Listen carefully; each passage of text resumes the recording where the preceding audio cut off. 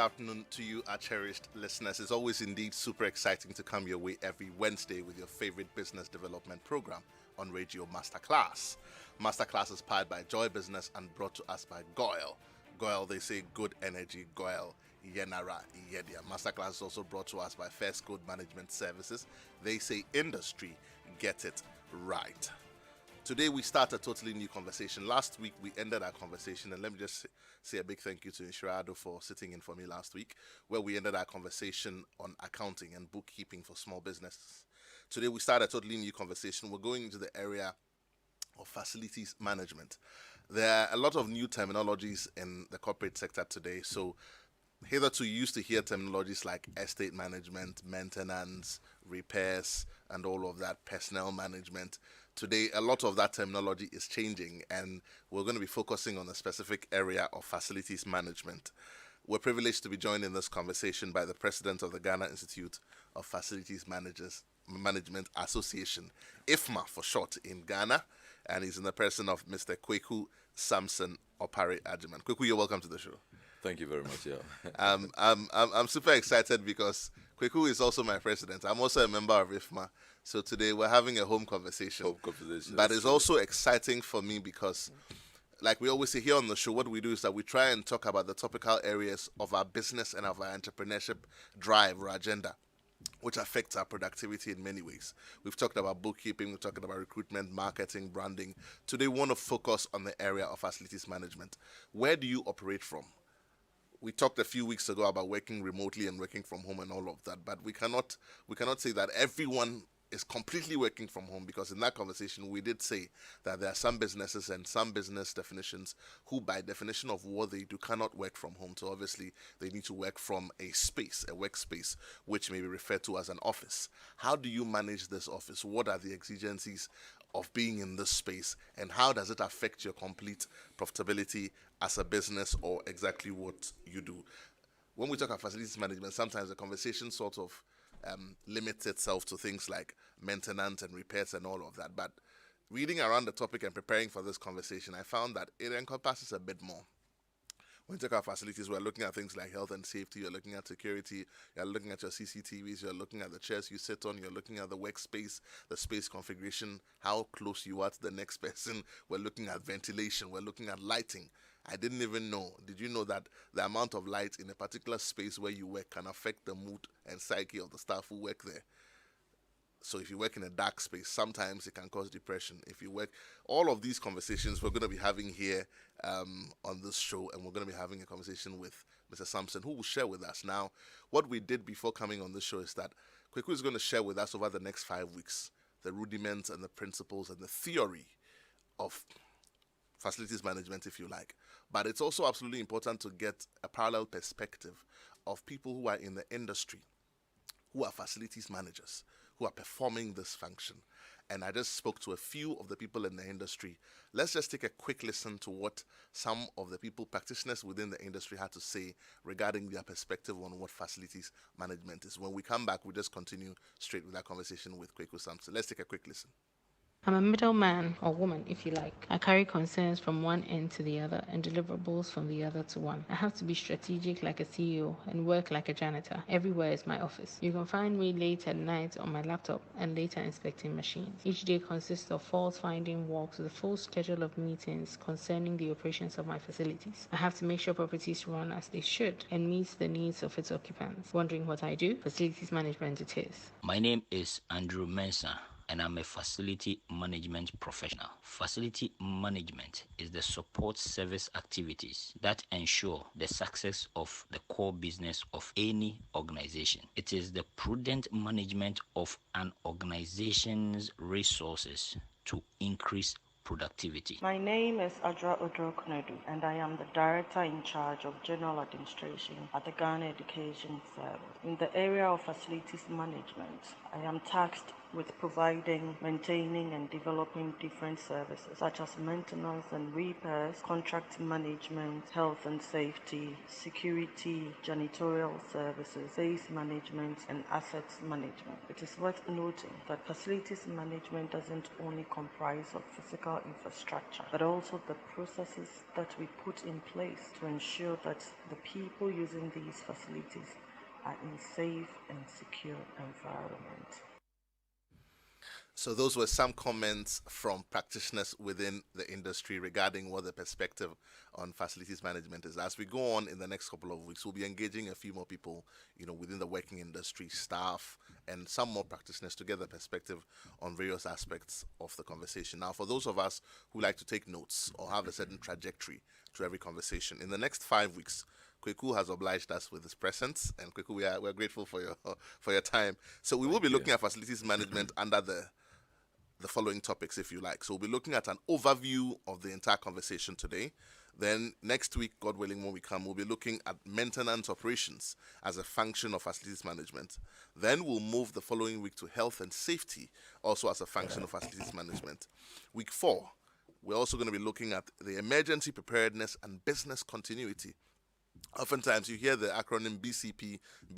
It means that when your business goes down today, what are you going to do? How are you going to start your business again? Sometimes people have an acronym they call RTO, which is a real-time objective. If you went down now, let's say your ECG went down, your power went down, and your generators went down, how quickly can you restore your business without losing customers? These are conversations we need to have under what you call your business continuity process. That is also part of the function of facilities management. And in week 5, we'll be looking at the environmental stewardship and sustainability. Again, this is important because whatever we do as facility managers, particularly in the area of energy management, we must manage it in such an efficient way that we contribute positively to the sustainability development goals. What is our carbon footprint of the equipment that we're using? All of these conversations we'll have here on the show. I'm going to be handing over to Mr. Sampson right now, and he will take us through an overview of this conversation. At some point in the conversation, we will also open the phone lines and get interactive and hear from you. Would like to hear from you, the business owners, the CEOs. Where are you operating from? Which spaces have you rented? How are you managing the things that are in your business that help you to work? Asset management. Do you just buy equipment every time they say it's broken down? Do you have a depreciation line for your assets? When you buy a computer, how long is it supposed to last before you buy a new one? You must have policies on all of these things. Otherwise, it's money. It's heavy cost. It's capital expenditure. When we had that conversation with Mr. DeGraft, he told us about our balance sheets and all of that. You have your OPEX, operating expense, and your capital expense, and you must make sure that you don't spend too much on your capital expenditure. Mr. Sampson, I'll hand over to you now. Take us through a general conversation or an overview, introducing the conversation on facilities management and why it's such an important topic.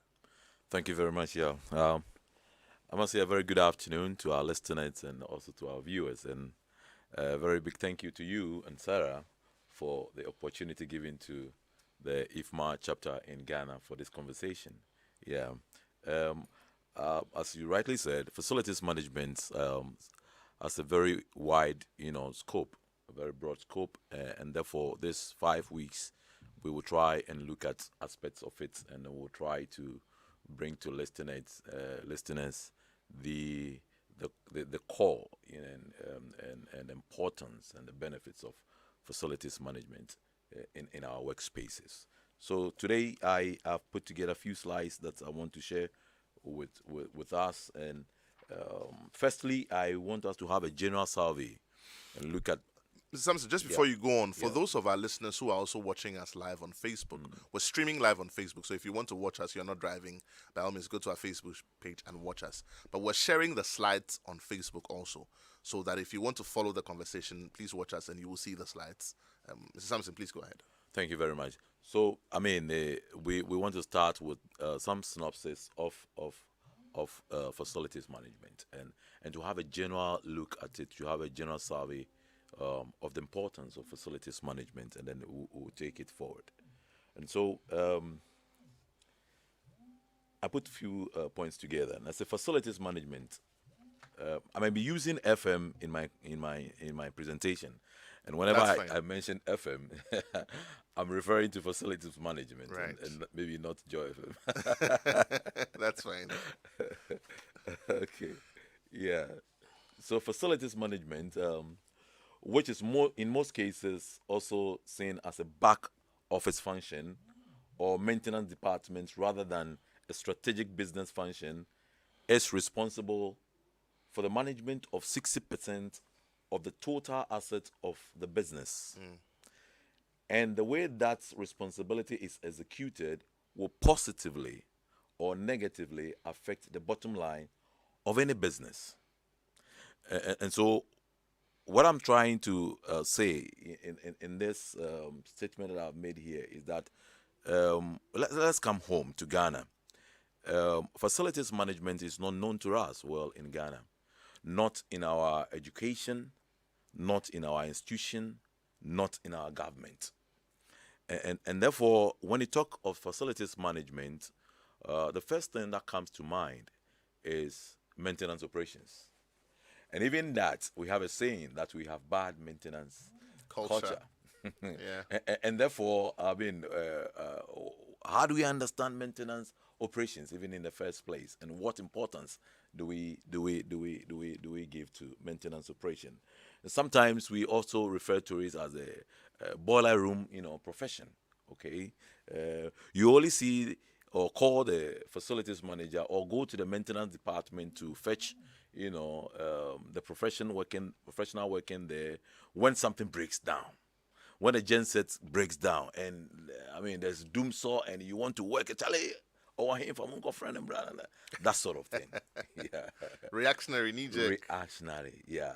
But is that what facilities management is all about? No. Facilities management is a proactive and not a reactive profession. And facilities management has evolved so much in the last couple of years, from just a technical skill to a strategic management skill. And this is what I want us to look at more. Yeah. I am saying that if we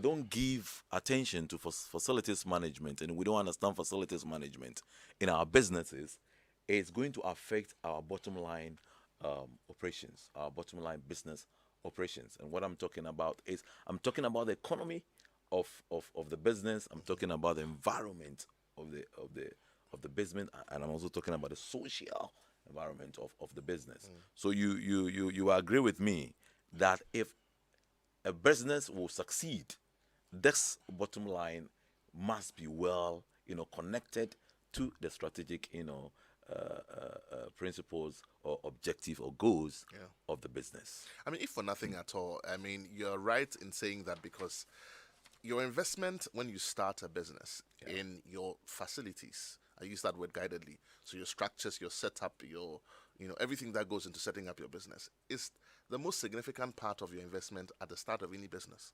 Sure, yeah. In fact, sometimes if you're borrowing to set up your business, you're actually borrowing to spend on costs that you're going to depreciate over time. You're not even going to get the benefit almost immediately. So you are right when you say that it's a significant and strategic part, because then if you can manage it well, if it was meant to, let's say that companies depreciate their vehicle over 5 years, straight line depreciation, 20% every year. But beyond that 5 years, you're able to get an additional 2, 3 years, 4 years out of the car. If you manage it well, you can get 10 years out of it. Exactly. If you don't manage it well, it will break down in 5 years. Exactly. So you are so right when you say that. Please continue. Thank you very much. So yeah, you were talking about return of investment, of our businesses, okay?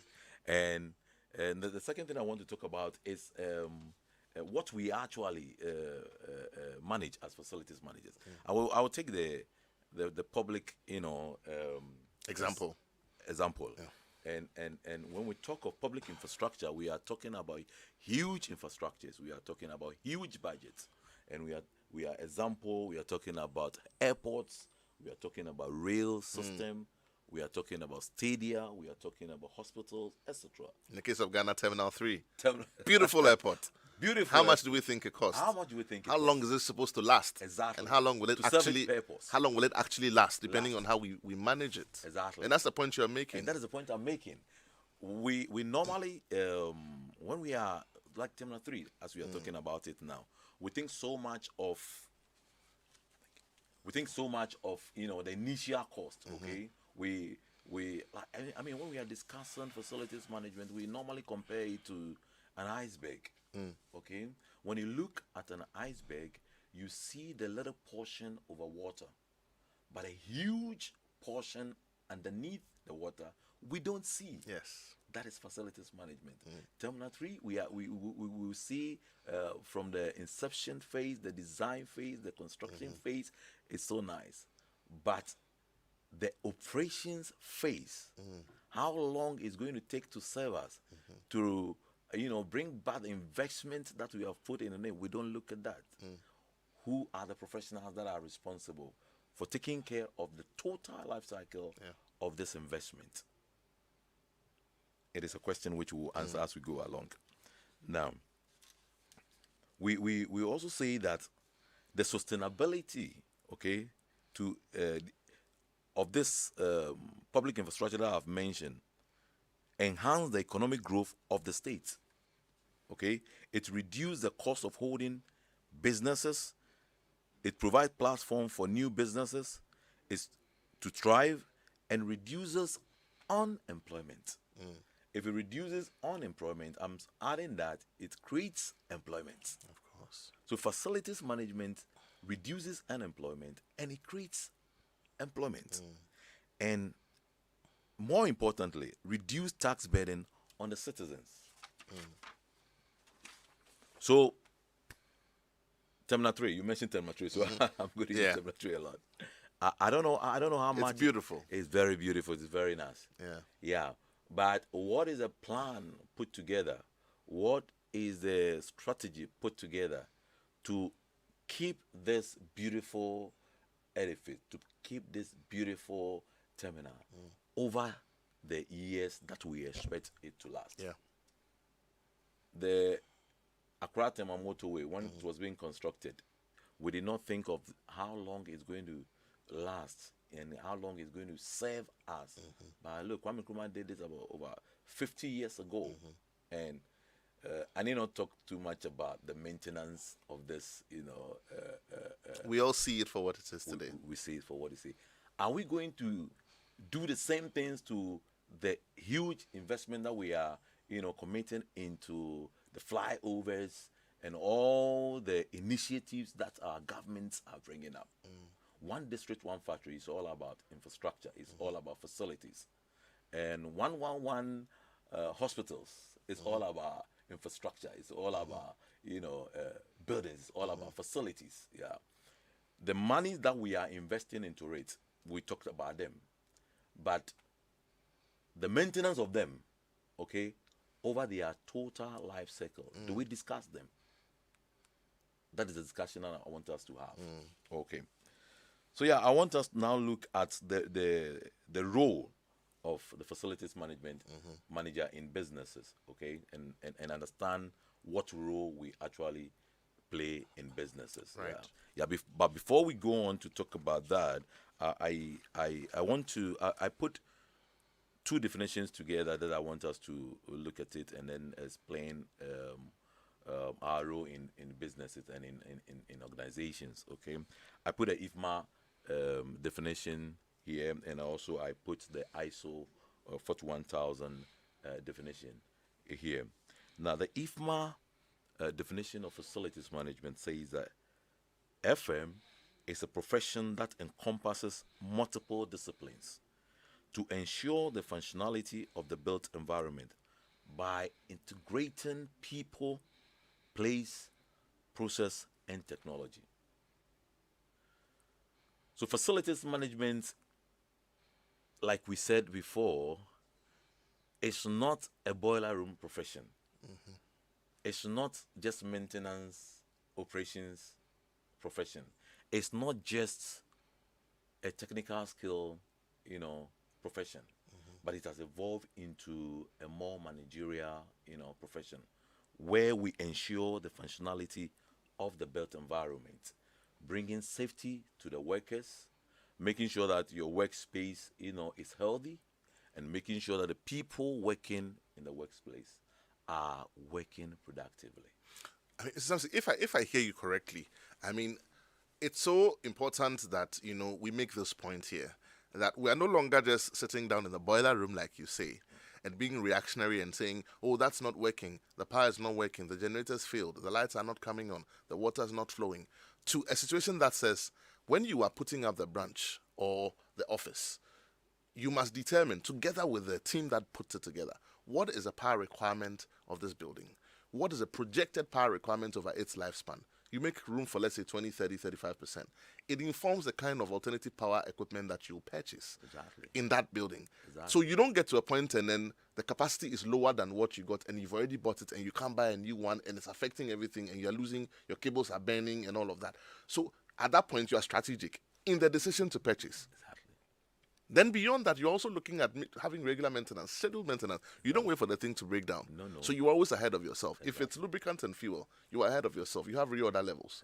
Systems in place to monitor and tell you. So you don't have airlocks. I'm using the generator example. Sure. So you are involved in the decision. You are involved in the maintenance in a proactive way so that at the end of the day, it becomes efficient, it saves cost, and it creates a continuum for the working environment so they can make more profit and everybody's happy. Everybody's happy. I just wanted to drive home that point.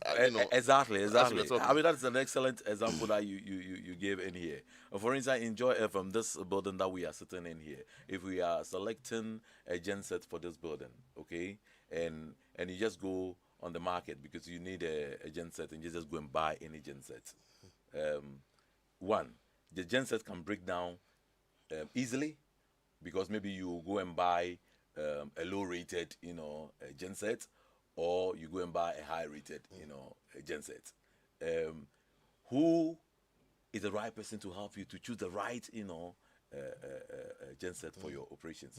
Is the facilities manager. And like you said, if these things are not done strategically, you at the end of the day, mostly people refer to facilities as a cost center, but it's because we don't have trained and professionals, helping management to do the right selection and strategic selection. That's why we refer to it as no, but even the conversation of it being a cost center, maybe primarily it is a cost center because it's a spending center. Exactly. But if we were doing the math on the return on the investment, then you would realize that it's even a more maybe indirect though, but it's even a higher form of generating income than some of the direct business lines. And I say this because, for example, if I set up an office space for you at X amount, that is my build cost. Exactly. That build cost, repayment period, depending on the revenue inflows, can be paid back by, let's say, 1 year, 2 years. It's done. Everything after that becomes profit. Exactly.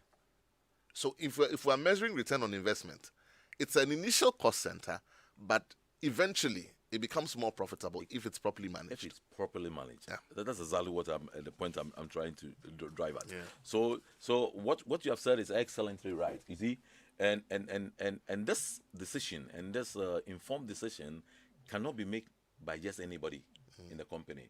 These decisions can only be made by the facilities manager, by a trained professional, and therefore we need this professional in our building space. Okay, facilities management has been seen as narrow as just maintenance operations, but it goes beyond that.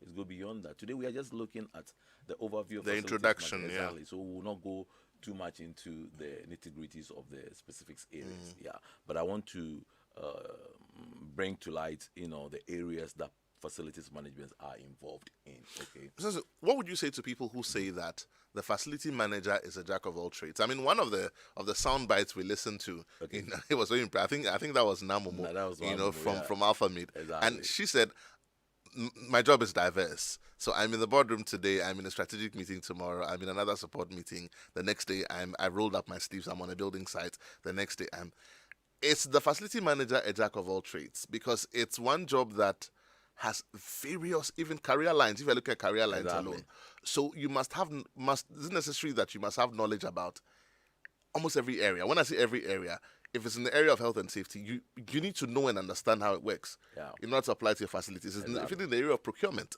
you need to understand the various products. Exactly. You must understand the various services. You must understand how all of that works so that strategically you can make those inputs. What would you say in terms of the work of a facility manager regarding being a jack of all trades? Okay, so the facilities manager is a jack of all trades. Yeah, because we have scope. Facilities management has scope, and therefore, if you work beyond the scope, you are doing something else and not facilities management. But like Na rightly said, take a doctor, a medical doctor. Okay, a medical doctor works around the clock because emergency can occur at any time, and he or she will be called upon. The same applies to the facilities manager. I want to say the facilities manager is the medical doctor of the built environment, and it can be called upon. Please say that again very slowly. I want it to sink in, to our listeners. Exactly. So what I'm saying is that the facilities manager is the medical doctor of the built environment. So like the doctor can be called at midnight because there's an emergency. The facilities manager can be called at midnight because there's an emergency. Because the genset has gone off and Joy must go on working. You are a media house. You are working 24/7. And if there's blackout, you are not working. And if the genset goes off, who is going to be called upon? It's a facilities manager. I was in a conversation earlier. If you just tuned in, this is Masterclass here on the Superstation. I was spending time here with Mr. Sampson talking about facilities management. There's a conversation earlier on that was talking about facilities management. And we're talking about the kind of temperament for a person to become a facilities manager. Let's talk about temperament for facilities. What would be the prescribed temperament for a person who wants to be a facility manager or who is already a facility manager and is listening to us? What would be the prescribed temperament? In fact, if you are a facilities manager and you are impatient, then you are not in the right profession. Stress will kill you. Yeah. And therefore, I would advise you to leave the profession and go and find something else to do. Yeah. Because facilities management is so stressful. And therefore, if you are not calm, if you are impatient, if you don't take things strategically and plan your processes and procedures of doing things and just do things anyhow, my brother, stress will kill you. As you speak, a certain phrase comes into my mind: problem solver. Problem solver. Okay, the facilities problems. manager is an enabler. Right. Okay. So it's right for you to say that it's a problem solver. Yeah. We'll be getting interactive shortly. We're discussing facilities management here on Masterclass. When we get interactive, we'd just like to hear your thoughts as well so that you can be a part of the conversation. I'd like to open the phone lines a bit early today, so we will be getting interactive, but we'll take a quick message from our sponsors. Once we come back, we open the phone lines. We take a message now.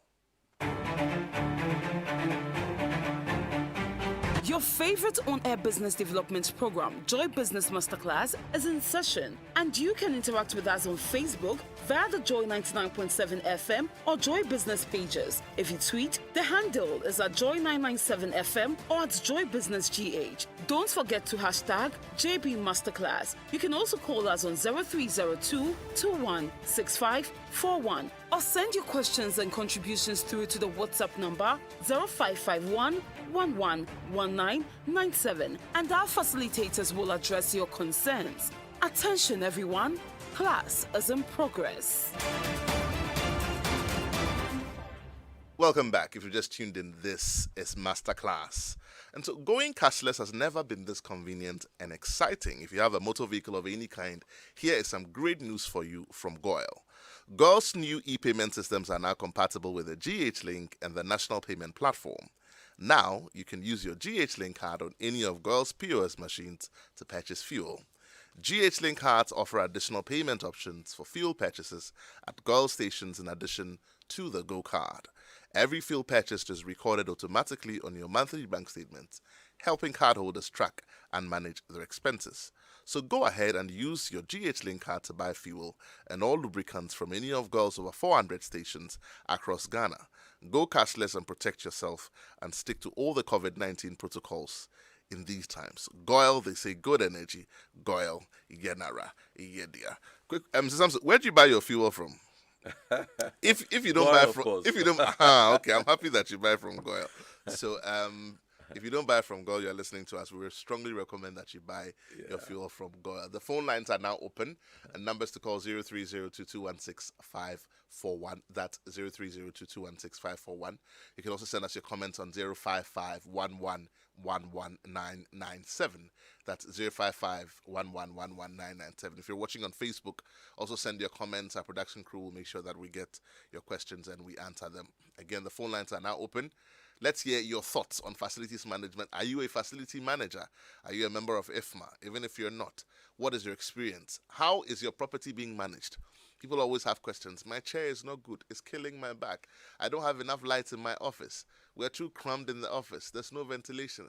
Let's hear your thoughts today. Pick up that phone. Give us a call. 0302-216-541. I think I have a caller on the line already. Hello. Good afternoon. You're welcome to Masterclass. Your name and where you're calling from, sir. My name is Chidiak. I'm calling from Southland. Oh, Chidiak, my brother. How are you? Good. Long time, sir. Sure. Talk to me, my brother. I want to know from your resource person, what's the difference between a general manager and a facility manager? Okay, it's a brilliant question. Chidiak, please keep listening. We'll try and answer that question. I have some thoughts, but the question was to you, so you go first, and then I will try and also prefer my answers. Okay, so a facilities manager has specific areas that he works at, and facilities management is a support service to the core service of a business. Okay, the general manager is in charge of everything, both the core services and the strategic, the support services and the core services. So facilities manager just is in charge of the support services like communication, emergency preparedness, maintenance, operation, leadership and strategy, project management, etc. I mean, Ifmar put the competency area in about 11 areas. Yeah, so facilities management manager is not a general manager. He works in the built environment to support, the primary services or activities of a company. Chidiak, just to add to that, I was going to ask, oftentimes when HR practitioners talk about general managers, they will typically add a sort of description of the area over which they are general manager. But if your description of a general manager of the company is also the chief operating officer, then yes, the process of all operations, including the business operations and the non-core business operations, would fall under the general manager. So if your GM is also your COO, then yes, all the operations, IT, security, maintenance, recruitment, administration, all of that would be under this person. But otherwise, if you're drilling down, the work of a facility manager is specific. So the same way you would have a head of administration, head of HR, head of security, you can have a CEO to whom all of these people report. So I hope that we've been able to give some clarity. Phone lines are still open, 03022165541. What is your experience with facilities management? Who's managing your facility where you are? There are various aspects of it, like I said. Today, we're just sort of introducing the conversation. There are various aspects like health and safety, even asset management. So when you buy the assets, if you walked into any company today, they should be able to tell you the number of computers they have on their asset book because they're supposed to be depreciating it. They're supposed to be able to tell you the number of desks, the number of tables, the number of cars they have, and you should be able to have what you call a capitalization amount. So again, because we don't want to go into the area of absurdity, it's not everything that you capitalize. You're not going to be capitalizing your pens and your, little things, car tires and things like that. So some companies have a policy and they say everything below a certain amount we will not capitalize. So you choose either to capitalize by amount threshold or by product definition. Exactly. And all of these things are part of the process. We want to hear your thoughts. Pick up that phone, give us a call, 03022165541, or send us your comments on WhatsApp on 05511119997. Mr. Sampson, I have a question for you. Yeah. What is the role of vendor management in facilities in the FM process? In the FM process. Yes. Okay. So the facilities manager, like I told you, is more of a managerial scale. And you deal with so many suppliers coming to the space to work. You deal with cleaning companies. You deal with you outsource some specialized areas, okay, for vendors to come in to work. So the process of selecting the right vendors to come to your space to execute specialized areas of processes and work is what's normally referred to as vendor management in facilities. You see, I asked this question because, again, it goes back to the point I made about being a jack of all trades. Do I have a caller on the line? I think okay. Right, numbers again to call 03-02216-541. Pick up that phone, give us a call. Phone lines are now open. We are interactive. You can also send your comments on 055-1111-997. That's 055-1111-997. I asked about vendor management again because, sometimes when you're managing your vendors, depending on the kind of institution you're working in, and again, it shouldn't be just, because of the institution you're working in. By best practice, there should be some kind of arrangement with them, either a memorandum of understanding or an agreement of some sort. Let's say that you have somebody who's supposed to provide you cooling within a certain facility, or you're procuring certain assets from that person, or even a software that manages a certain process. There should be an agreement with terms and conditions. Exactly. Typically, people would say that I've fenced this over to the legal department, let them do it. But as a facility manager, to what extent should you also have a certain level of understanding regarding negotiations? Product knowledge is one. Exactly. The business aspect of the conversation regarding possible breaches for which you provide protection within the agreement is another. But what are some of the other areas that you look at? Some specialized areas are in, like you are saying, the legal aspects and all that. As a facilities manager, you are supposed to know to some extent. Not everything. So when you get to the point that you need the advice of a legal team, in fact, you have to consult your legal team. But you don't have to make all the decisions.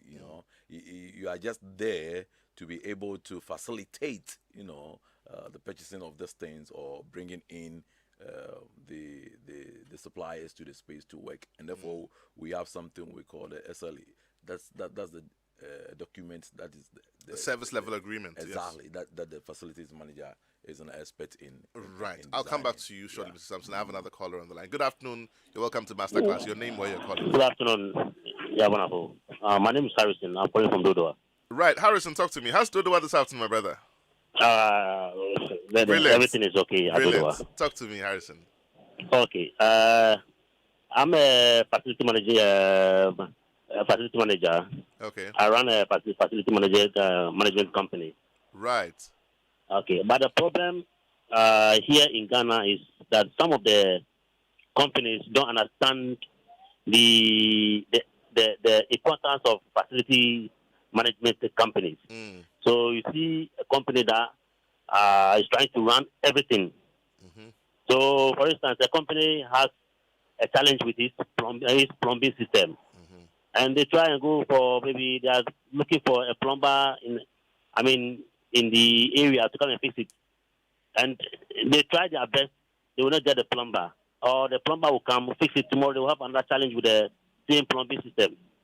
But when you allocate your property to a facility management company, he take care of all those engineering work, and those you the company, you are focused on your core business activities, and you leave the engineering part to the facility management company to run. So in this case, you maximize your productivity. Yeah. You understand? But a situation where you're trying to do everything yourself, you can't do it. And by doing that, a lot of companies lose. They are not able to achieve their targets, and it becomes a problem to them. So gradually, I think facility management is trying to cut through the system in Ghana.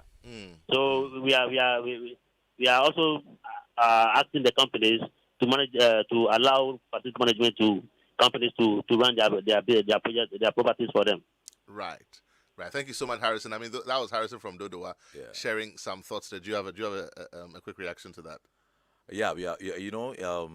Somebody also told me that in Ghana, when you say facilities management, all companies think about is cleaning services. It's time. You see, it's the education is also required as part of the process. And he mentions a key thing. He says that if you're a business, you're in any kind of business, focus on your core business. Look at the ease of expensing that thing you're doing, trying to fix a facility, doing this, doing that. Let someone else do it for you and pay a premium for it. Of course, you have to do your cost-benefit analysis to be sure that it's valid. But he mentioned something key, which is engineering. And again, the reason why it's important to let a professional handle it for you is because it's been tried and tested and it's scientific. So whereas you're going to keep fixing the problem, engineering can look at it and say, replace it because you didn't do the right thing in the first place. Only engineering can tell you that. And engineering is part of facilities management because we work with them directly. And otherwise, you keep going on and keep fixing the thing and keep throwing good money away. I've got Mami Cements. Mami, you didn't say where you were sending your message from on social media. Mami says, good afternoon. Yeah, I'd like to know the difference between operations officer and general manager. Okay, so Mami, your question is also similar to the first one. Yeah, to the first one. Samson, would you like to take that?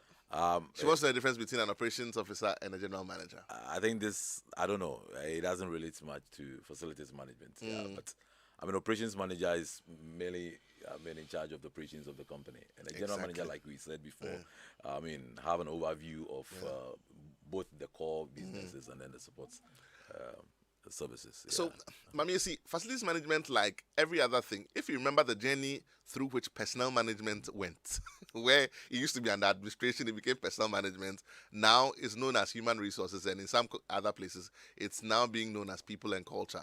It's come over time. It will take time. The assimilation process will take time. But clearly, it depends on what you are doing as a company. So when you say operations officer, it's a general nomenclature for a specific operation which is undefined until it is. So what is it you're doing? You are a juicing company and you squeeze oranges and you make fresh juice. Your operations is that you squeeze juice. Your operations officer will be someone who knows how to run the equipment that squeezes the juice. So until you make it specific, it's a bit ambiguous. But if your operations officer is also your administration officer, who is literally responsible for your facility, then yes, we're speaking the same language. So again, it depends on the roles that have been assigned either to general manager or operations officer. But those nomenclatures are should I say, generic until specified. Exactly. I've got Pass Solo from Sunyani. Pass Solo says, is a facilities manager the same as an estate manager? I'm enjoying your show. Please, your resource person is down to earth. Okay, Mr. Sampson, they're saying that you are down to earth. But somebody also wants to know, is a facilities manager the same as an estate manager? No. Estate management is actually an aspect of facilities management. Brilliant. Yeah. Estate management is all about estate. Normally, they put estate management and property management together. Okay. Estate management and property management is limited. I mean, taking care of rental, taking care of lease, and taking care of tenants and stuff like that. Bringing money to your owner, bringing money to your landlord. Okay, that is merely about estate management and property management. But facilities management goes beyond that. But thus operations or this activities are aspects of facilities management.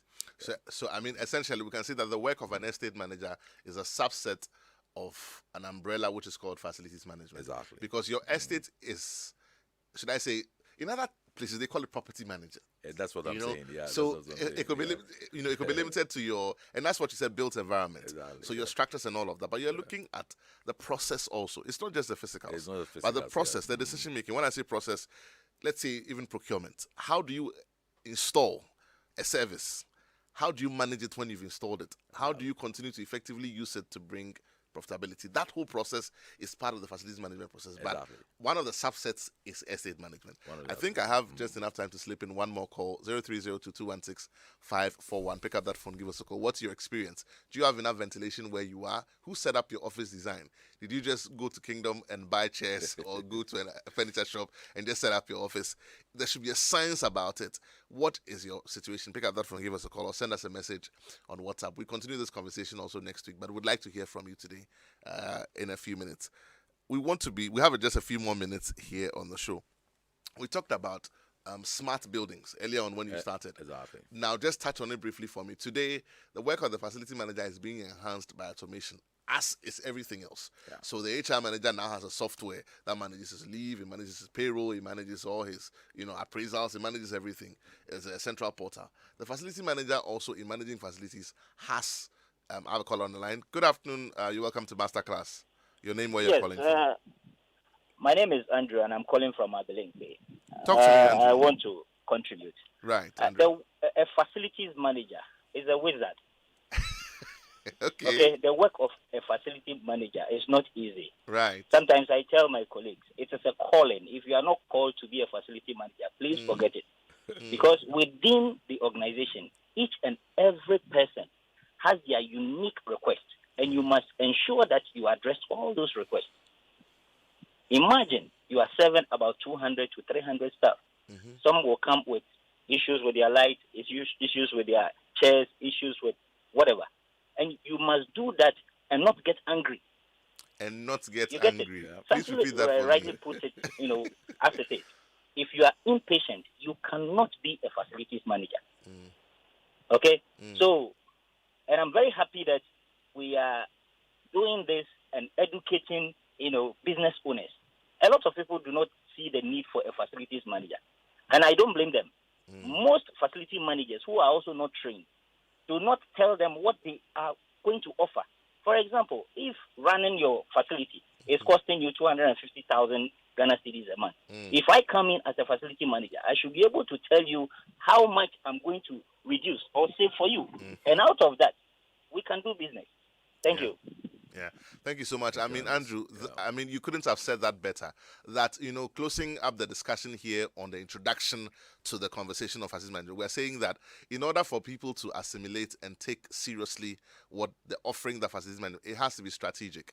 Tell the business owners, what profitability you bring to the table, what gains you bring. And Andrew said it beautifully. You can take a look at the total expenditure and tell them you're going to reduce it by X amount. Exactly. And increase efficiency. In 10 seconds, 15, what's our takeout from today and what's our expectation for our conversation next week? Okay, so our takeouts for today is that facilities management is a profession, okay? And to add value to your core services, your primary services of the business, you by all means need a facilities manager to be able to achieve your goals of the business. And the takeouts here is that I say always, we have people managing spaces in Ghana. We have not gotten there yet. We are talking so much about strategic. Facilities management in Ghana is so much operational, okay?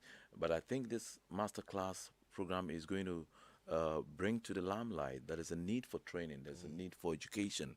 Right. And those of us who accidentally are working as facilities managers, by the end of these sessions, will be able to learn something. Thank you so much. Yeah. There's so much more information that we will share in subsequent conversations. This has been Masterclass here on your Superstation. Thank you so much, Mr. Sampson. We're back here on your radio again, same time next week to continue with this conversation. Up next, we continue with The Ignition with Sami Force. And my name is Yaw Barnafo. Thank you for watching and see you same time next week.